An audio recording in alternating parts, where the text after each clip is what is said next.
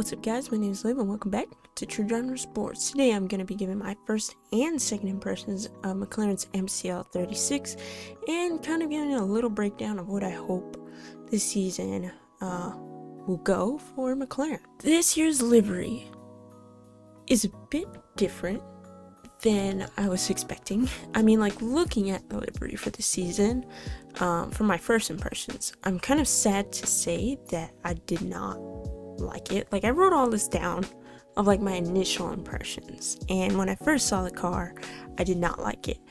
I really feel bad that I don't like it. I still kind of don't, even a few days later. Actually, it's probably been like 2 weeks.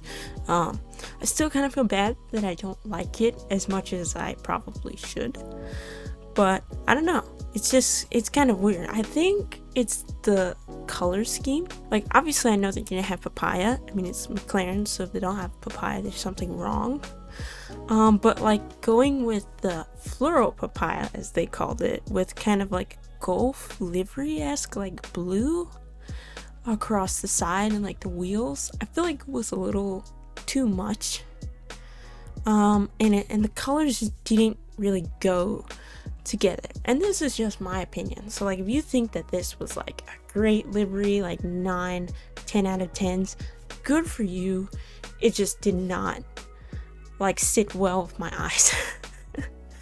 And I feel like maybe if they had done something similar to the Golf livery of last year, like flipping the colors so that like the blue was the primary color and then the papaya was kind of like the accenting color, that could have probably worked. I'm not sure if they would have gone for that, but I feel like they could have made it work. Or if they had made the sides black and then had that blue be a bit more accenting. So like, I saw the McLaren Shadow livery, and that one I really liked. I felt like they should have used that one for this year's McLaren instead of for their esports team. So I thought that fit the car way better. So I feel like doing that could have gone really well. I also really miss the Vega blue from last year. Like, obviously I'm wearing that color right now. I really think it like popped, and it wasn't like too much. So I feel like it's just this blue that's like really a lot. And then kind of like thinking about the coveralls, I also didn't like the racing suits. And I felt like they had kind of took the design from last year's like IndyCar and kind of used that as like a base, and it kind of just felt like flat. I didn't really feel like they added that many like cool patterns or like anything to it. Now, at this point, when I wrote all this, right, I still don't think it's a great livery. It's okay. But yeah, I had said that I felt like it could be one of those things that like the more I look at it, the more accepting I am of it, and the more I potentially like it or love it. And at the time we hadn't seen it on the grid. Now I have, because I was kind of seeing all the like updates today. It was the first day of F1 testing. It's the 23rd of February. So yeah, I saw all that, and I really like the way it looks out on the track. I still don't like the livery per se, but the way the car like shines in the light is really cool compared to like the photos that they had shown us of just like at the studio. It's still up in the air for me to kind of like, do I like it? Do I not like it? I don't know. I'm kind of like indifferent, I guess. At the time, there were only 4 liveries out, and I had said I thought that Aston Martin was the best so far. Now, I've changed my mind.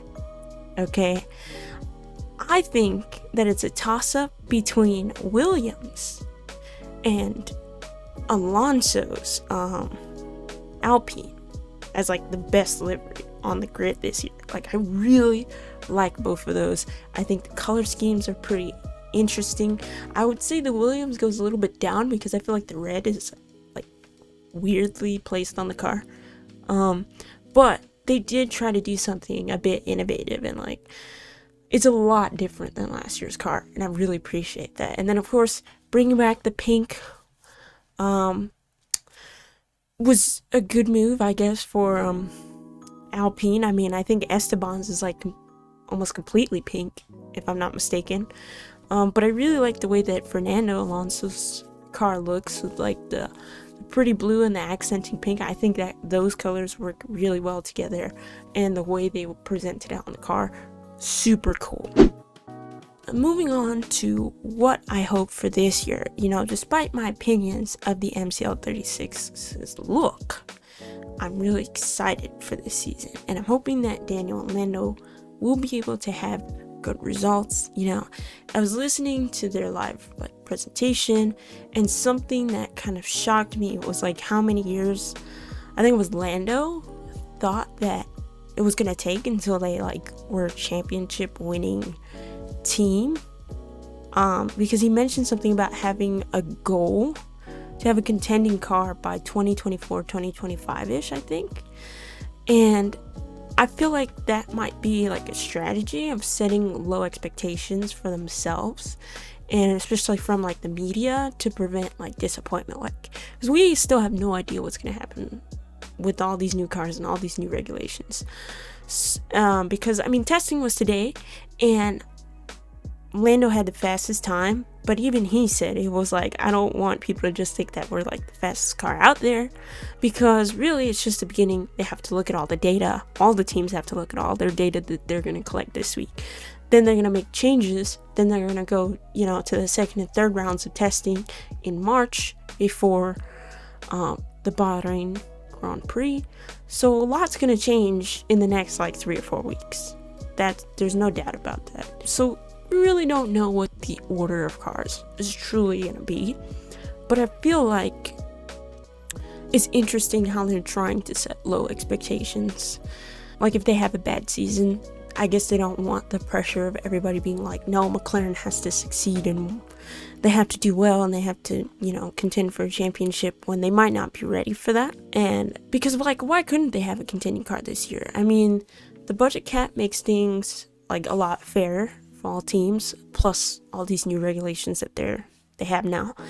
And they mentioned that they had a lot of practice on the sims, and that the car seemed to keep evolving. So maybe both Daniel and Lando believe that the car might be too tricky to drive at times in this season to fight for a championship, and that maybe they just need more time to adapt to all the new changes implemented. Because I feel like this year is not necessarily teams trying to vie for a championship, unless of course you're Red Bull or Mercedes. Obviously that's what they want to do every year. I feel like for all the other teams, it's going to be more about trying to just work on their cars and figure things out with the new regulations. But I think that over the last few years, they've been advancing in the right direction. And Lando has come a long way since starting back in 2019. And I still have my bets on him to finally win a race this year. It was so close in Sochi last year. And it still sucks. But, we'll have to see how it performs next month, actually during races, to really see, what is going to shape up.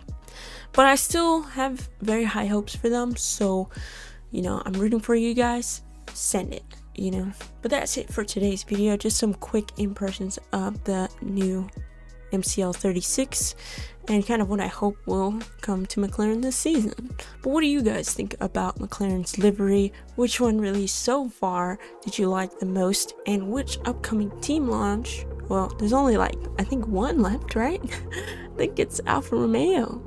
Yeah. So are you excited for that or not? Let me know in the comments below, and take care guys, and I'll see y'all in the next one.